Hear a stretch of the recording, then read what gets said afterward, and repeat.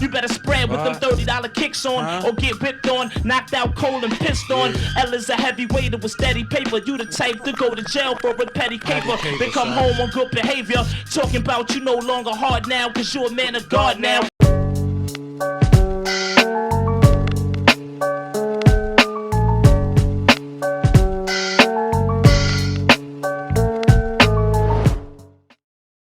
What's good, y'all? I am Kane. Thank you so much for being here.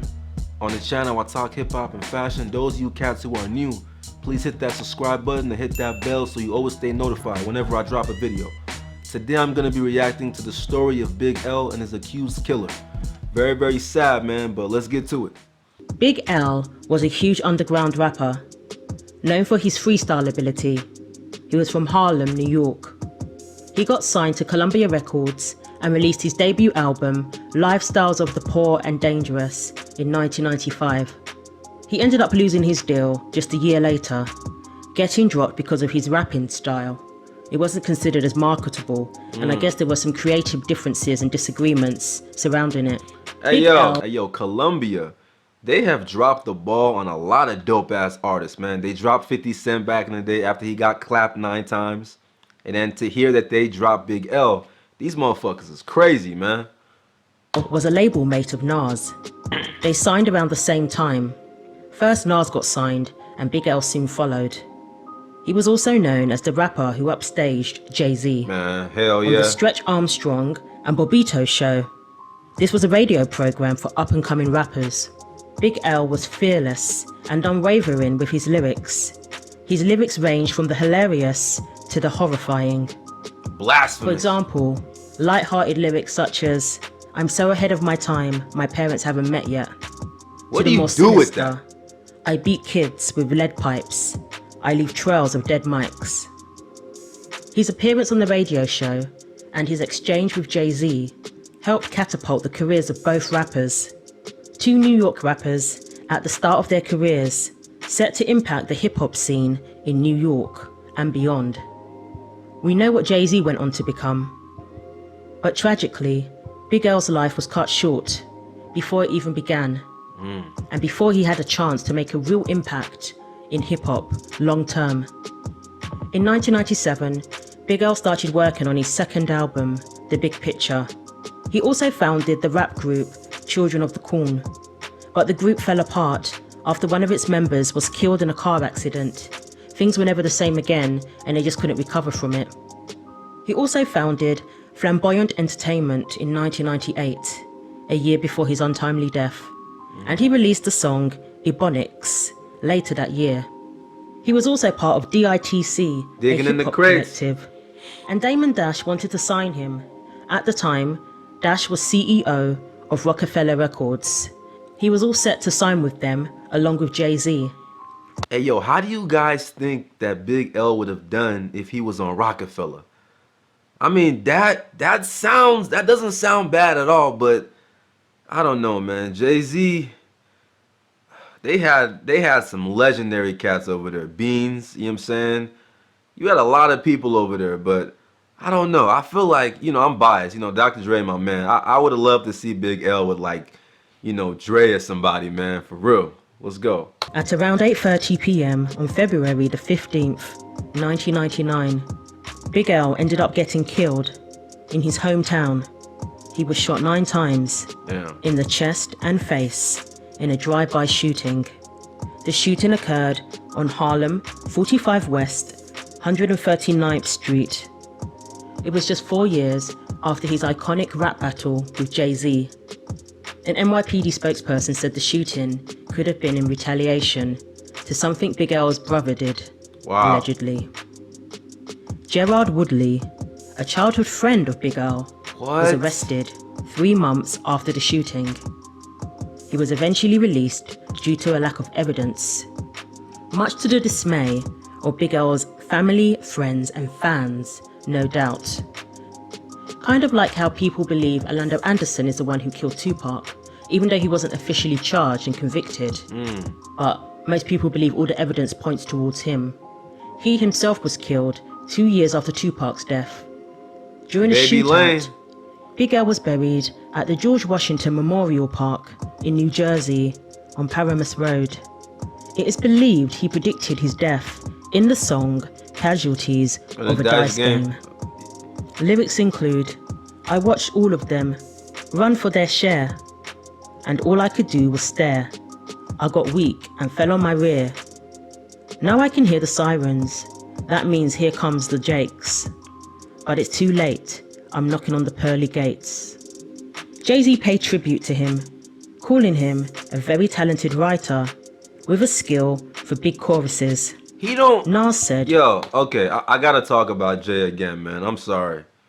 Jay-Z, legendary cat. I love you. You know what I'm saying? Public service announcement, one of my favorite Jay-Z songs ever. But he don't give it up to nobody, really, man. Like, he hated on DMX. You know what I'm saying? He don't give it up to nobody. Like, I hate to say that. It always seems like I'm trying to take shots at, you know what I'm saying, take shots at Hov. I'm not trying to do it, but he's done... Rappers are some of the most ego fucking maniacs in the world, man. It's crazy, man. Give it up, man. Not just because he dead, but give it up. Big L scared him to death. After hearing him for the first time, he just knew he couldn't compete. In the 50 Cent song, Patiently Waiting, Eminem said, "Take some Big and some Pac, and you mix them up in a pot. Sprinkle a little Big L on top. I love that right there, man. And what do you get? You got the illest killers tied up in a knot." Big L's brother said, quote, "I really do believe that Big L deserves to be mentioned in history among the greatest who ever did it." Of course! In June 2016, Woodley, Big L's accused murderer, was shot and killed in Harlem. This occurred at the same location as Big L's killing. That's 17 years later, he was shot in the back of the head after a confrontation in front of his home, the exact same place he allegedly killed Big L. Sources say that the murder was the result of doing some terrible things over the years and living a reckless life. It caught up with him in the end. According to police sources, Woodley always worried about this. If you don't live a life of integrity, you probably always have to watch your back. On Flip the Script, episode 106, Big Bootsy broke down the murder of Big L. Yo, I love her accent. He said that his brother, aka Big Lee, got into a beef, presumably with Woodley. At the time of Big L's death, his brother Big Lee was incarcerated and therefore inaccessible. This shit had nothing to do with L. Like, he's dead over some shit his fucking brother did. Oh my gosh. I don't know if his brother can sleep at night knowing that this shit was all his fucking problem. And it rubbed off on L. We lost a fucking great. We lost a fucking legend over some shit that had nothing to do with him. Come on, man. So they went for the next best thing, Big L.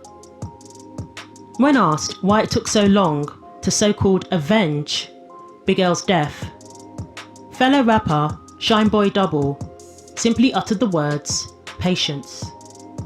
Big L released one album before his death. For such a short career, he had a huge impact, especially on other rappers.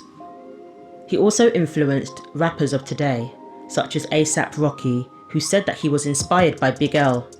He was also influenced by Big L's fashion and started wearing Cartier frames because of Big L. Wow. For the 20th anniversary of his death in 2019, several rappers discussed Big L with Vibe.com. Source Money called him the Gale Sayers of hip-hop. His short but remarkable career was a testament to his talent and would have made him a great rapper if he was still alive. OCOC said Big L was a unique artist who people would gravitate towards. He wouldn't refer to him as an underground rapper because, quote, "It's not easy to sell 500,000 records."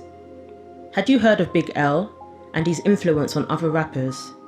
Were you familiar with his music and the details of his death? And what do you think about the death of his accused killer and the similarities? Was it just a coincidence? Big L's killer gets off in the same spot that he killed L at? Hey man, I ain't even mad at that. You live by the gun, you die by the gun. You know, RP L. I would love for them to make a fucking movie on Big L. I've been wanting this shit for the longest. Like, I think I saw Joey Badass, you know, Badman Joseph. I think I saw him post that he wanted to play Big L. I would love to fucking see that. I'm in the fucking theaters the first day if they come out with a Big L movie, man. Like, that shit is long overdue, man, for real. But that's it for the video, guys. Make sure you like, comment, subscribe, and follow me on Instagram at I'm Hurricane Isaac95. I'm gone. Peace.